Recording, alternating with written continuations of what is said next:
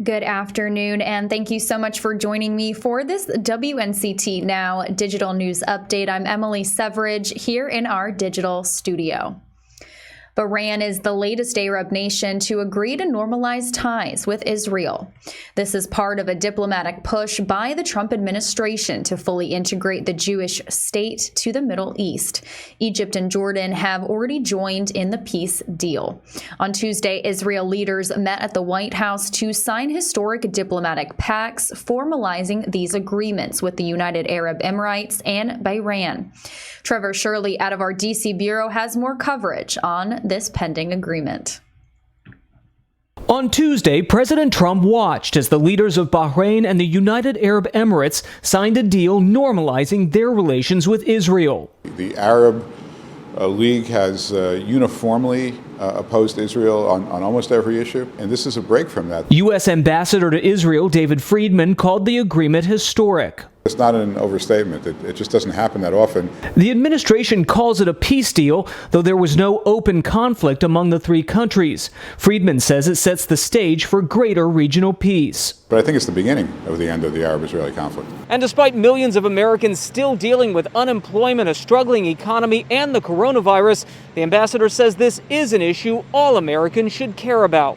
This makes Israel more prosperous, safer, more secure.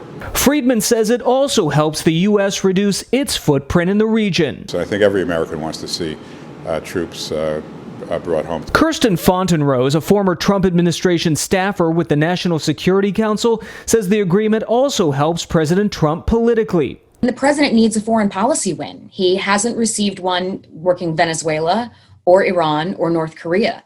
She also believes the agreement forces Middle East countries to depend on themselves more than the U.S. They're looking to present a counterweight to Iranian power expansion, and that means creating alliances within the region. Reporting at the White House, I'm Trevor Shirley.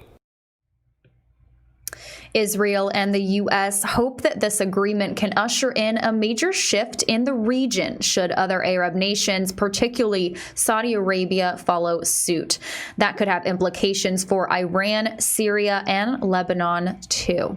The U.S. Army Corps of Engineers is awarding a contract worth more than $18 million for a dredging project in Morehead City.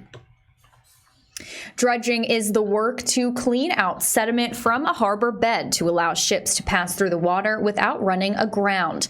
It also ensures that military vessels can use the harbor to deploy marine expeditionary units worldwide. The Morehead City Harbor is designated as a federal navigation channel and plays a key role in local economy and military logistics. The project is expected to be completed by the end of next April. Congressman Greg Murphy says Morehead City is a busy port with 1.1 million tons of cargo moving through just last year. Murphy also acknowledges Morehead City's harbor as a national security asset used by the Marine Corps. Stay with us, and we'll be right back with some more news after this short break. Nine on Your Side reporters are all across the East and in your neighborhood. In Tarboro, in Kinston, in Greenville, at Atlantic Beach. Covering local stories that impact you. The groundbreaking ceremony is the beginning of construction for Morehead City's 4th City Hall. People from all over the state of North Carolina gathered at the Sycamore Hill Missionary Baptist Church. Historic Turnage Theater in Washington helps the community celebrate art and culture. See their original reporting weekdays on 9 on Your Side News. Thanks so much for joining me. If you're just tuning in, I'm Emily Severage here in our digital studio providing you with some late afternoon updates. WNCT is bringing you live streamed updates every Monday through Friday at 1:30 p.m. and 4 o'clock p.m. to bring you the latest and up-to-date news before our nightly newscast.